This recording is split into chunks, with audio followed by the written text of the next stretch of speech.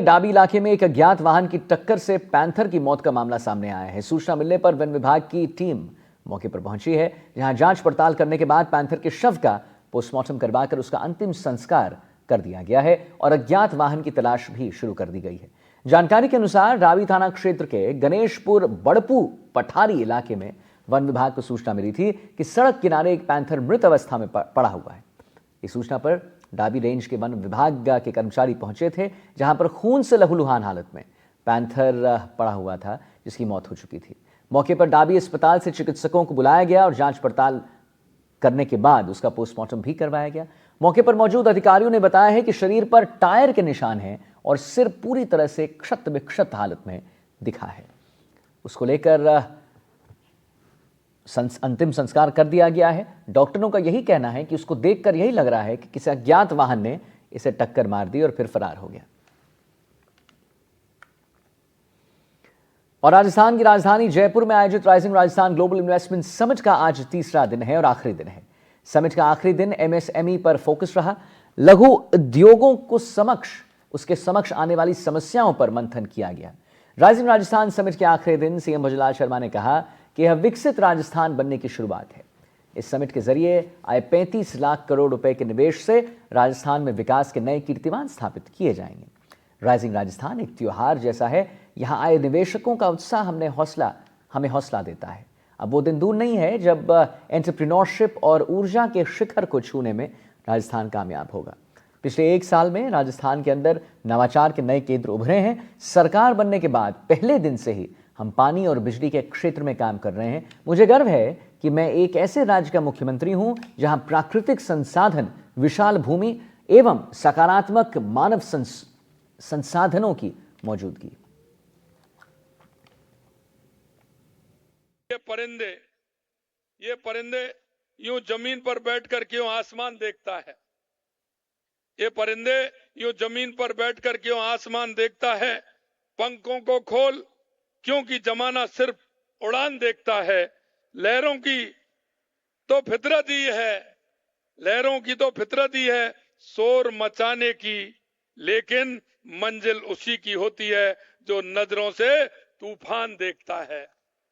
मैं आपको बताना चाहता हूं, हमारी सरकार जैसे ही आई थी, हमने सोचा राजस्थान के विकास में क्या क्या आवश्यकता है। हमें लगा कि पानी के क्षेत्र में और बिजली के क्षेत्र में काम करना चाहिए। पहले दिन से ही हमारी सरकार बिजली और पानी को लेकर के काम कर रही है और आपने देखा है वो काफी हद तक उन समस्याओं के समाधान के लिए हमारी सरकार आगे बढ़ी है। इसीलिए हम जानते थे कि सबसे पहले विकास के लिए बिजली पानी की आवश्यकता है। हम जानते हैं कि राज्य की अर्थव्यवस्था को बढ़ाने के आप उद्यमियों का एवं निवेशकों का अत्यंत महत्वपूर्ण योगदान है। आप रोजगार एवं आर्थिक समृद्धि का सृजन करने वाले हैं। मुझे गर्व है कि मैं एक ऐसे राज्य का प्रतिनिधि हूं जहां प्राकृतिक संसाधन, विशाल भूमि एवं सकारात्मक मानव संसाधन की मौजूदगी है। तो राजवर्धन सिंह राठौर ने कहा है कि एमएसएमई उद्योग जगत की रीढ़ है। राज्य सरकार ने एमएसएमई पॉलिसी भी मंजूर कर दी है। उसके तहत सरकार एमएसएमई को मजबूती देने के लिए प्रतिबद्ध है। सभी साथियों को नमस्कार। आज हमारे 3 दिवसीय राइजिंग राजस्थान का तीसरा दिन है और महत्वपूर्ण दिन है। महत्वपूर्ण इसलिए है क्योंकि लाखों परिवार राजस्थान के इन सूक्ष्म, लघु और मध्य उद्योगों के साथ जुड़े हुए हैं। राजस्थान का 30% जीडीपी एमएसएमई से आता है। जितने देश का भी आता है, राजस्थान का भी आता है। और जितने भी राष्ट्र हैं जो विकसित राष्ट्र हैं, उसके अंदर एमएसएमई बहुत महत्वपूर्ण रोल प्ले करता है। आज का दिन महत्वपूर्ण है। एक पैनल डिस्कशन होगा, नई चर्चाएं आएंगी, कुछ ऐसे कदम, कोई नए आइडियाज जो सरकार अपना सकती है। हम लगातार प्रदेश को अपने राष्ट्र के जो विजन है विकसित भारत के लिए, उसके लिए प्रदेश आगे बढ़ता रहेगा। और हमारी ये कोशिश रहेगी कि हर हाथ के पास काम हो, हर हाथ के पास हुनर हो और राजस्थान की जो इकोनॉमी है वो डबल हम अगले 4 साल में करेंगे। डिप्टी सीएम ने भजनलाल सरकार के कामकाज की जमकर तारीफ की। क्या कहा उन्होंने, सुनाते हैं आपको।